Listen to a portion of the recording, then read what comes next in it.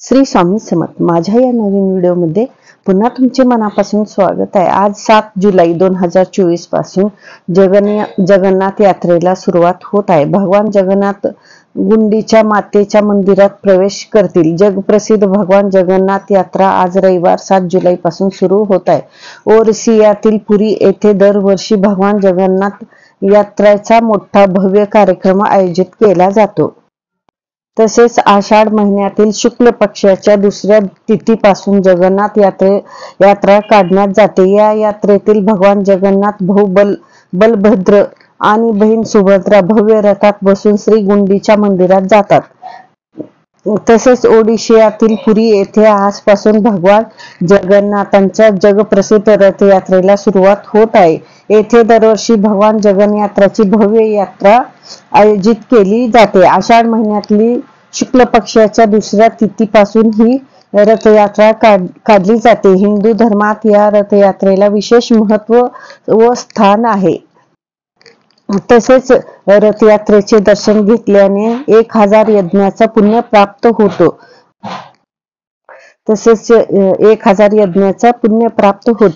अशी भाविकांची श्रद्धा आहे। यंदा ही रथयात्रा 7 जुलै पासून सुरू होईल आणि ही रथयात्रा 16 जुलै रोजी संपणार आहे।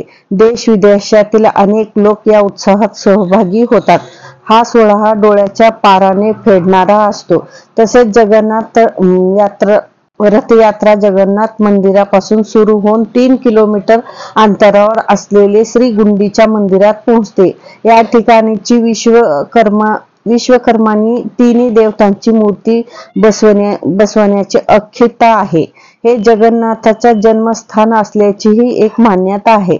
तेथे 3 देवी देवता 7 दिवस विश्रांती घेतात। आषाढ महिन्यातील दशमीला रथ पुन्हा मुख्य मंदिराकडे मार्गस्थान होते। या रथयात्रेत जगन्नाथांचा रथ, देवी सुभद्राचा रथ आणि बलरामाचा रथ ओढला जातो। रथयात्रेत बलराम समोर, बहीण सुभद्रा रथ मध्यभागी आणि भगवान जगन्नाथ रथ मागे असतात। तसेच भगवान जगन्नाथ व बलराम आणि सुभद्रा रथ सिंहद्वार येथून निघून श्री गुंडीच्या मंदिराकडे जाण्यासाठी मार्गस्थ होते। देशाच्या माननीय राष्ट्रपती द्रौपदी मुर्मू देखील भगवान जगन्नाथाच्या यात्रेत सहभागी होणार असून भगवान जगन्नाथांचा आशीर्वाद घेणार आहेत। तसेच रथयात्रेचा पहिला दिवस दुपारी 3 देवी देवतांना एकत्र करून मंदिराबाहेर काढण्यात येते। त्यानंतर तसेच सोमवार 8 जुलै 2024 8 जुलै रोजी सकाळी पुन्हा रथ पुढे नेण्यात येईल। पुरी मंदिराच्या अधिकाऱ्याने सांगितले की सोमवारी रथ गुंडीच्या मंदिरात पोहोचले। काही कारणास्तव उशिरा झाल्यास मंगळवारी रथ मंदिरात पोहोचतील।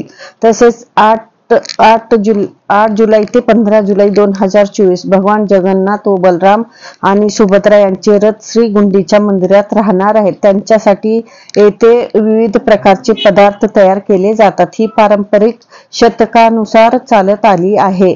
तसेच 16 जुलै 2024 या दिवशी रथयात्रा संपेल आणि तिन्ही देवदेवता जगन्नाथ मंदिरात परततील आणि तसेच भगवान जगन्नाथांचा महाप्रसाद भगवान जगन्नाथ हा 6 वेळा महाप्रसाद दिला जातो। 7 वेगवेगळ्या प्रकारचे तांदूळ, 4 प्रकारच्या डाळी, 9 प्रकारच्या भाज्या आणि अनेक प्रकारच्या मिठाई जेवणात दिले जातात। गोड पदार्थ तयार करण्यासाठी येथे साखरेऐवजी गुळाचा वापर केला जातो। मंदिरात बटाटे, टोमॅटो व फ्लावर वापर केला जात नाही।